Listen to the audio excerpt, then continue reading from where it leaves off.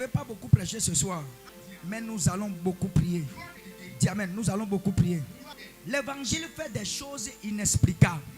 Dis amen. Des choses inexplicables. On les appelle les prodiges. Ça diffère de miracles. J'avais dit que l'évangile fait des miracles, non? Maintenant, écris-moi, l'évangile fait des prodiges.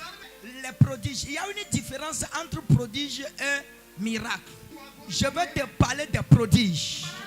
Les prodiges viennent de façon inattendue. Et c'est ça qui va se passer au milieu du programme. Hey. Dis amen. Amen. Jean chapitre 5. Jean chapitre 5. Jean chapitre 5, le premier verset. Je lis la parole au nom de Jésus. Après cela, il y eut une fête des Juifs. Et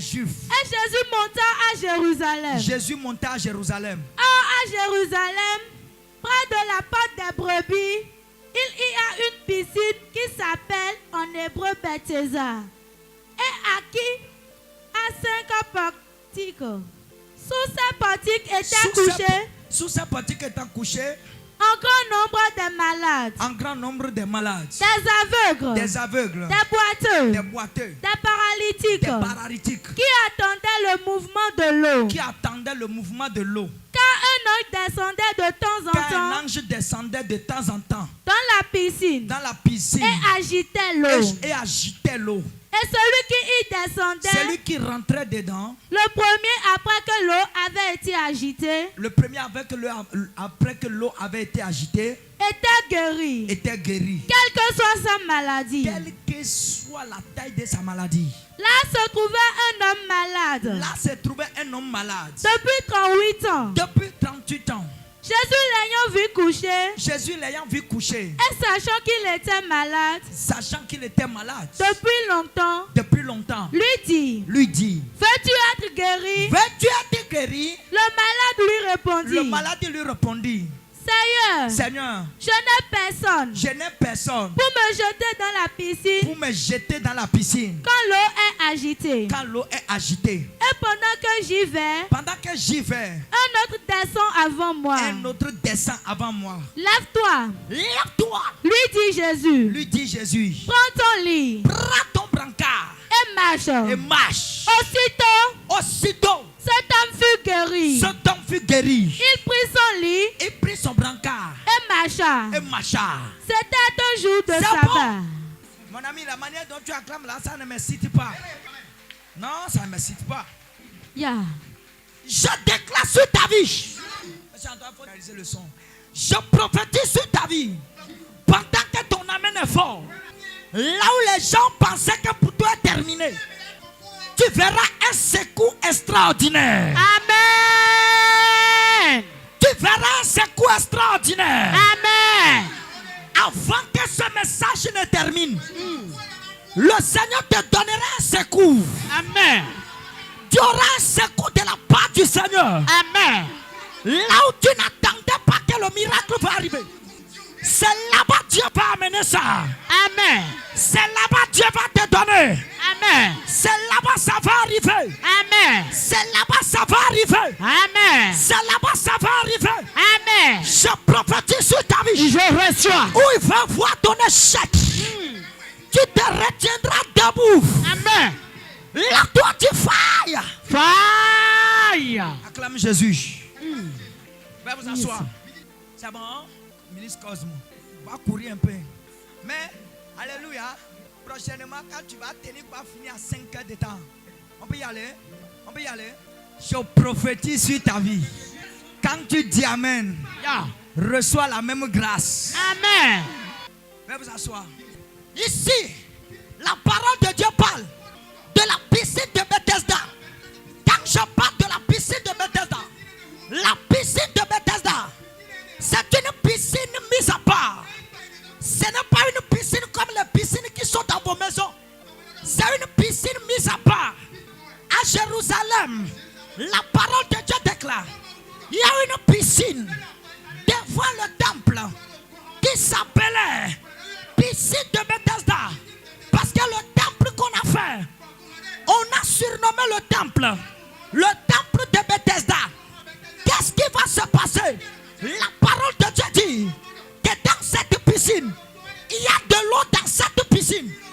l'eau qui était dans la piscine, la parole de Dieu annonce qu'il y a un ange qui descendait de temps en temps dans cette piscine. Quand l'ange descend, l'ange agite de l'eau. Quand il agite de l'eau, toute personne qui va rentrer dans l'eau en la première position, pendant que l'eau est agitée, quelle que soit la maladie de cette personne, il sera guéri. Qu'il soit lépreux, qu'il soit aveuglé, qu'il soit stérile, qu'il soit lépreux, qu'il soit, quelle qu'elle soit la maladie que tu as, s'il est rentré dans cette eau, pendant que l'ange agite l'eau, il sera guéri. Voici ce qui s'est passé. Vous êtes d'accord avec moi? Lorsque dans une église, les gens ont attendu qu'il y a la guérison là-bas, ils vont amener leur malade, vrai ou faux? Vous n'êtes pas... On va rentrer à la maison. On est... Non, attends. On est en train de prêcher. Vous ne dites rien. Vous ne dites rien. Vous ne dites rien. Je vais rentrer à la maison. Non, mais j'agis selon la volonté de Dieu. La parole de Dieu déclare, quand vous rentrez dans une maison, si on vous accepte, vous restez. Si on ne vous accepte pas, allez, dégagez. Si on est ainsi, si ce soir, tu ne me reçois pas, je me dégage et je rentre. Mais la manière dont tu me reçois là, ça ne me plaît pas. Il faut changer le visage, je vais voir. Aïe, aïe, aïe, aïe, aïe, aïe, aïe, aïe, aïe, aïe, aïe, aïe, aïe, aïe, aïe, aïe, aïe. Hey! Oh yes, sir. Ah, c'est bon. Là, je ne suis pas seul.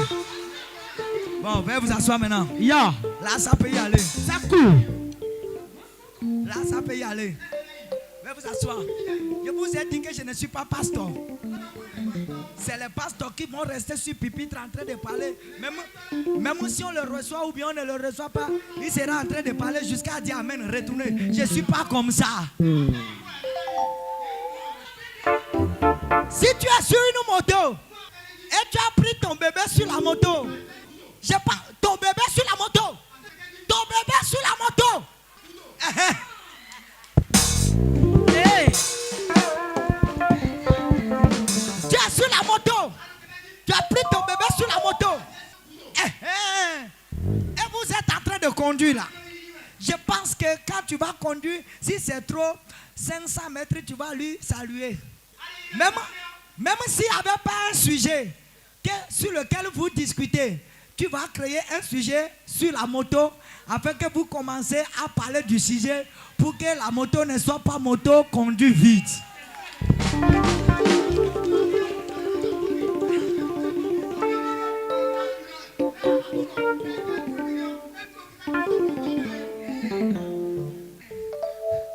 Dis amen. C'est la même chose qui se passe ici. Ou si je prêche, je vais prêter l'attention pour voir si l'auditoire est en train de m'écouter. Je ne serai pas en train de prêcher pour prêcher. Je vais faire l'attention pour voir si au moins le groupe musical m'écoute. Amen. Dans cette piscine, la parole de Dieu dit, il y a un ange qui descendait dans cette piscine. Quand l'ange descend, l'ange vient agiter l'eau. Quand l'eau est agitée, la parole de Dieu dit que toute personne qui rentre dans cette eau, à l'instant où l'eau est agitée, la personne sera guérie de toutes sortes de maladies que cette personne a. Qu'est-ce qui va se passer lorsque les gens ont entendu cela? Ils ont déplacé leurs malades, les lépreux, les aveugles. Ils les ont amenés au bord de cette piscine. On les a couchés là. Et tous attendaient l'ange de descendre pour agiter l'eau. Je voudrais poser une question. Pendant que eux tous ils attendaient l'agitation de l'eau pour rentrer dedans, et celui qui va rentrer en première position, c'est lui qui sera guéri. Est-ce que quelqu'un va dormir là-bas?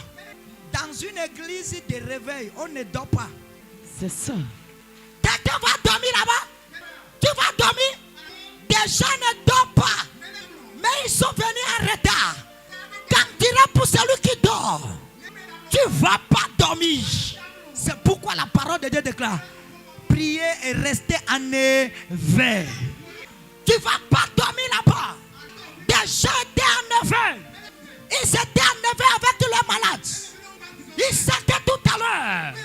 Daddy Michel viendra sur le camp, prendra le micro et commencera à prêcher. Si tu es actif, tu seras guéri. Parce que beaucoup de personnes sont là avec leurs problèmes. Toi aussi tu es là avec ton problème. Mais si tu n'es pas éveillé, si tu n'as pas les pieds solides, si tu n'es pas jampi, d'autres vont arracher le miracle. Et tu seras là en train de pleurer toujours.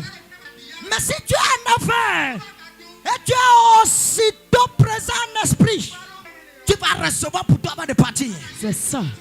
La parole de Dieu déclare: dans la piscine de Bethesda, il y a un ange qui descend. Et l'ange qui descend, l'ange assumait la guérison de tous ceux qui y entraient dans cette piscine. La parole de Dieu dit: on a amené leurs malades et les maladies se guérissaient. Les paralytiques marchaient, les aveugles voyaient, des miracles se produisent, des muets parlaient. Quelqu'un dit miracle.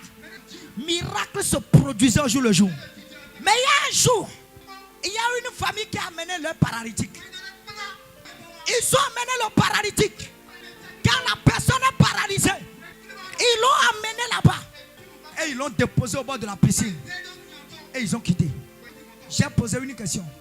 Pourquoi ils vont l'amener et le quitter? D'autres sont là avec le malade. Mais vous avez amené votre malade. Et vous avez quitté la piscine. Qui va aider le paralytique à rentrer dans l'eau? On a dit que c'est celui qui rentre en première position. Vous avez déposé votre malade. Est-ce que quelqu'un qui est malade, qui est paralysé, peut courir pour rentrer dans l'eau pendant que l'eau sera agitée? Il est paralysé. Qu'est-ce qu'il peut faire? Normalement, pendant qu'il est paralysé, ce sont les personnes qui l'ont amené au bord de la piscine qui doivent être disposées et l'accompagner, le jeter dans l'eau pendant que l'eau sera agitée. Et bien aimé, écoutez, ces personnes l'ont abandonné. Je m'arrête là et je donne un remas avant de commencer à prêcher. Lorsqu'ils l'ont amené, et tous ils l'ont quitté. Ils l'ont amené et tous l'ont quitté. Je voudrais te dire quelque chose. Si le paralytique qui était là avait des millions dans sa poche, je t'assure, personne ne va le quitter. Et tous resteront là. Pendant qu'il avait l'argent, et tous le connaissaient, mon oncle. Faux gars. Mais quand l'argent est terminé, et c'est la maladie qui est arrivée, et tous ils l'ont déposé, et ils l'ont abandonné. Aujourd'hui, il y a beaucoup de personnes qui t'ont aimé. Ils t'ont pas aimé parce que c'est que tu es. Mais ils t'ont aimé parce que tu as l'argent. Parce que tout va bien. Parce que ta boutique marche. Parce que ton business marche. Parce que tu as un peu de l'argent. Et ils savent très bien que quand ils seront approchés de toi, ils vont profiter de toi. Profiter de ta grâce. Profiter de ton argent. Quand ils vont t'appeler le boss, toi tu feras sortir l'argent. Quand ils vont t'appeler faux gars, tu vas faire sortir l'argent. C'est pourquoi ils sont à côté de toi. Mon ami, il faut tomber au pouvoir. Et tous vont t'abandonner. L'homme aime là où ça va bien. Vérité. Je ferme la parenthèse. Qui va comprendre n'a qu'à comprendre. Il t'ont aimé pendant que ça va bien. Faut tomber au pouvoir. Tu verras plus personne.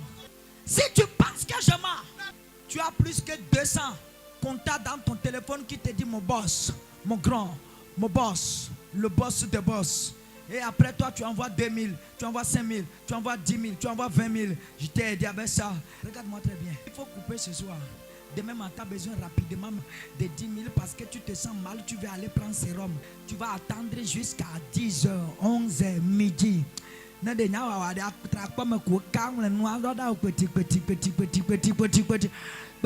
gens vont voir ça, ils diront qu'ils n'ont pas vu. Les gens vont voir ça en haut là-bas. Ils vont savoir que quand ils vont ouvrir, tu sauras qu'on a ouvert. On va laisser ça ouvrir jusqu'à... Faut pas aimer ce que j'ai. Faut m'aimer moi-même. Parce que ce que j'ai vient de ce que Jésus. C'est ça. C'est ça de dire. Faut pas aimer ce que j'ai. Aime moi-même. Car ce que j'ai vient de ce que je suis. C'est ça. Prêche encore de dire. Si quelqu'un ne peut pas t'aimer, mais il veut aimer ce que tu as, c'est le vrai ennemi. C'est le vrai palpable ennemi que tu dois détruire ce soir. C'est le jangba des ennemis. Écoute-moi très bien. Fais beaucoup attention. De toutes personnes qui sourient envers toi. Est-ce qu'il sourit, rentre dans son cœur? Parenthèse. La parole de Dieu dit, et tous ils l'ont abandonné. Personne n'est plus avec lui. Ils l'ont laissé au bord de la piscine de Bethesda.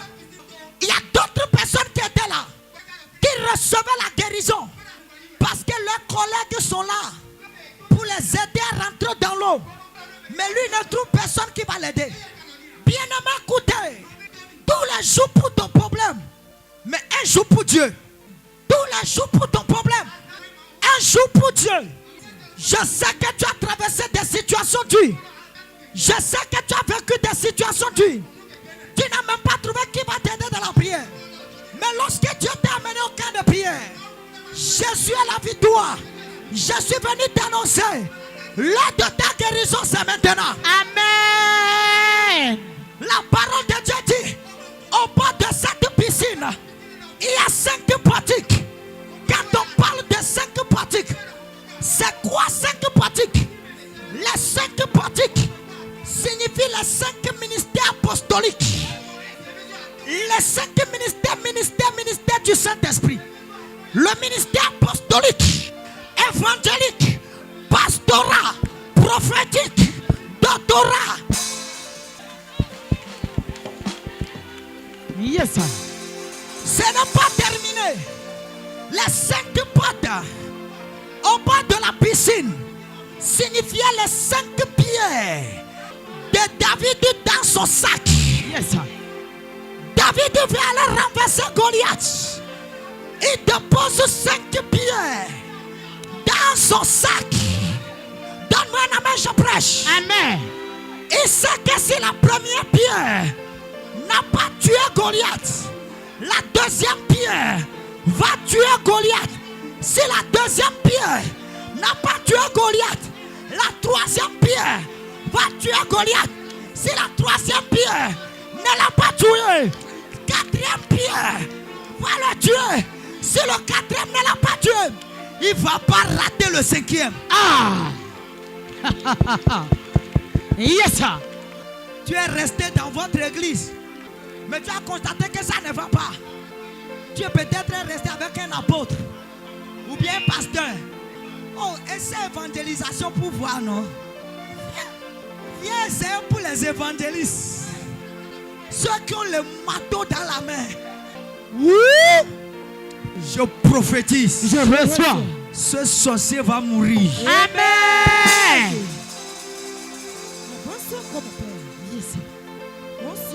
Les 5 portiques signifiaient les 5 portes. Alléluia. Les 5 portiques signifient les 5 portes. Quand on dit portique, ça fait porte. Et ça signifie les 5 ministères du Saint-Esprit.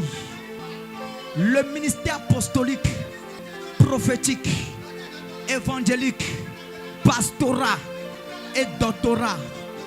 En avance encore plus fort. Yeah.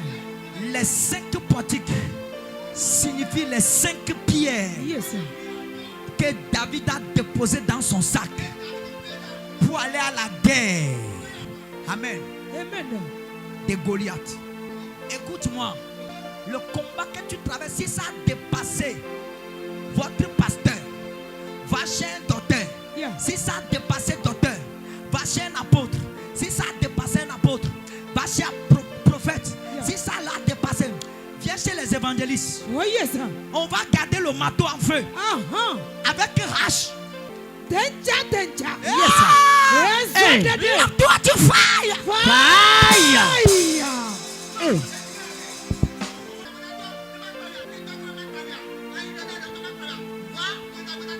Il y a des gens qui ne sont pas de cette église pour aller sur un camp de prière. Mon ami, écoute-moi. Quand il finit de te dire ça, lui-même il ne prend pas derrière pour venir nous voir. Vous ne savez pas ce qui est en train de se passer. Vos pasteurs sont dans les églises pour vous dire ne pars pas. Quand il te dit de ne pas partir, lui-même il passe derrière toi. Vérité. Il veut venir parce que lui ne veut pas rester dans la caméra. Lui ne veut pas rester dans la caméra. Maintenant là, il va te dire toi-même de ne pas partir. Mon ami, est-ce que tu as un problème? Est-ce qu'il y a une chaîne qui t'a attaché?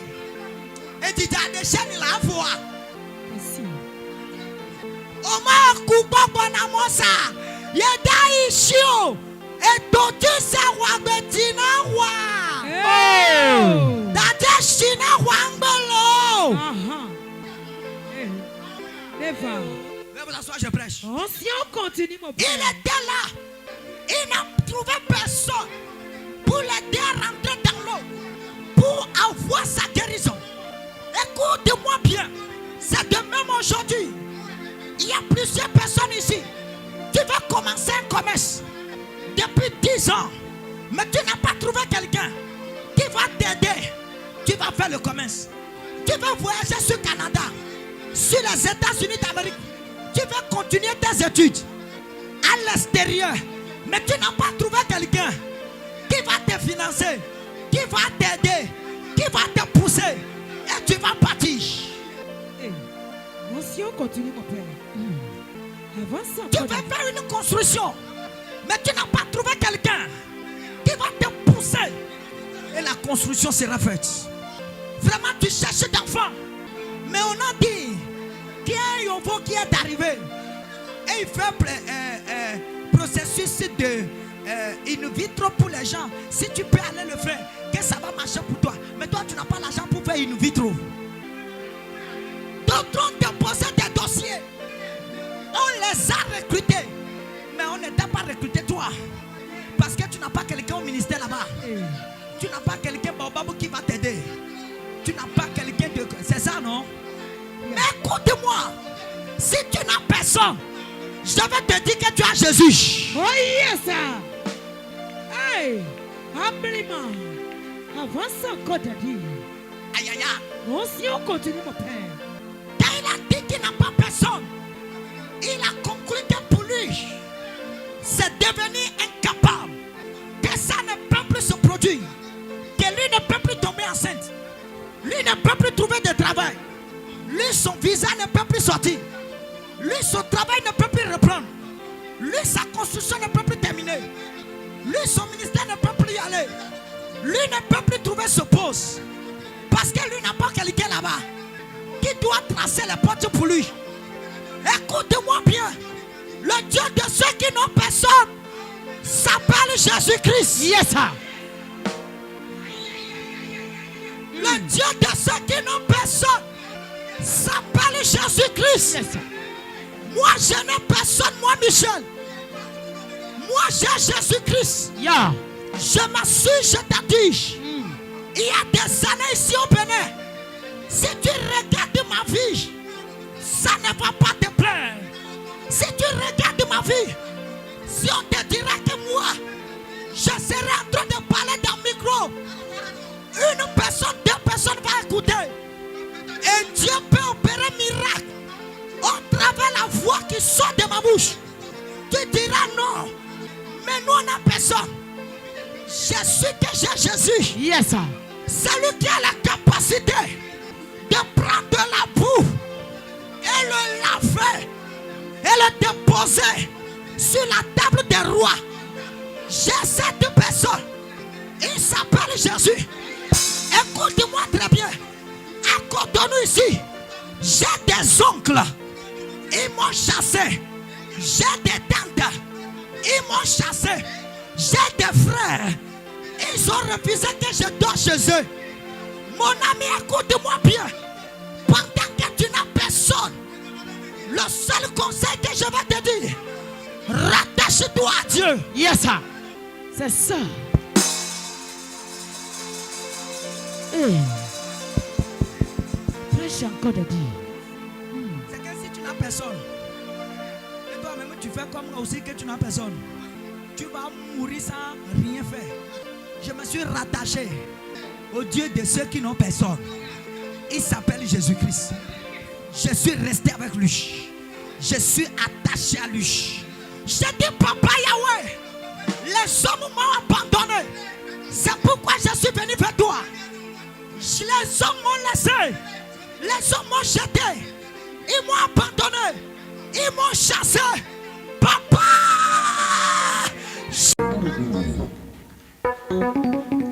Acclamez Jésus très fort. Mon ami, si tu n'acclames pas bien, je vais prendre ma Bible, je vais rentrer. Acclame Jésus très fort. Acclame Jésus. Amen. Veuillez vous asseoir dans la gloire de Dieu. Dis Amen. Bien-aimé, écoutez. Si jamais tu te retrouves dans une église, ou bien tu passes sur un camp quelque part, et le temps de louange, ça vient de façon subite.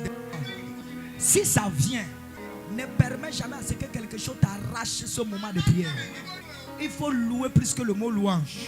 La louange, c'est une âme efficace qui te permet de se soulager rapidement quand tu te retrouves. Oh, laisse-moi parler, tu interprètes. Acclame Jésus pour sa vie. Alléluia. La louange est une âme efficace qui te permet, moi et toi, de se retrouver au milieu du combat spirituel et de s'en sortir avec un cri victorieux. Yes, sir. Si quelqu'un peut se tenir très fort et puissant dans la louange, écoute, le combat peut prendre un niveau d'une manière ou d'une autre, il va s'en sortir. Amen. Si tu n'as plus les requêtes de prière dans la bouche, il faut louer. Si tu n'arrives plus à reconnaître aucun verset biblique dans la tête, il faut commencer à louer. Si tu n'as plus la force pour gêner, il faut commencer à louer. Si tu ne sais plus requête que tu vas faire, mais tu as constaté que tout est bloqué autour de toi, tu es complètement abattu, tu es complètement oppressé, de telle manière que tu n'arrives plus à te relever spirituellement, mon ami, commence à louer. Quand tu vas commencer à louer, avant la louange, avant que la louange ne finisse, tu vas te retrouver en toi-même. Tu vas voir des combats fléchis devant toi. Des attaques seront détruites devant toi. Ils sortiront contre toi par un seul chemin. Et ils fuiront par 7 chemins. Donc, louez Dieu. Et continuez à louer. Il ne faut pas dire que j'ai loué hier. Aujourd'hui, je ne vais pas louer. Même si hier tu as loué. Aujourd'hui, si tu as trouvé l'occasion, loue encore. Même sur le volant, il faut louer. Tu es sur le volant, non? Tu es en train de conduire. Loue Dieu. Dans ta boutique, loue Dieu. À la maison, loue Dieu. Si tu es gléchinon, cultivateur, et tu te retrouves dans ton champ, en train de sacler, le moment où tu es en train de sacler, il faut louer Dieu. Je déclare sur ta vie, le Seigneur te donne la force de louange, la puissance pour louer. Au nom de Jésus-Christ, louange, une âme efficace qui te permet de disperser le combat spirituel. Et je ne laisserai jamais cette âme. Moi, Michel, Dieu peut me lever jusqu'à me donner des milliards d'euros sur mon compte bancaire, me donner des nations plus que nations. Je ne laisserai jamais louange. Et je ne laisserai jamais de prêcher l'évangile. Quand tu me vois, quand ma bouche se lève, si je parle une fois, deuxième fois, sache que deuxième fois déjà c'est l'évangile. Quand je vais parler, je commence à annoncer, c'est l'évangile qui sortira de ma bouche. Car l'évangile m'a donné la vie. L'évangile m'a guéri. L'évangile m'a délivré. L'évangile m'a pris de la boue et m'a déposé sur la table des rois. Moi, écoute, est-ce que quelqu'un est là? Je prophétise sur ta vie. Je reçois. L'évangile te donnera une place que personne n'a cru dans ta famille. Amen.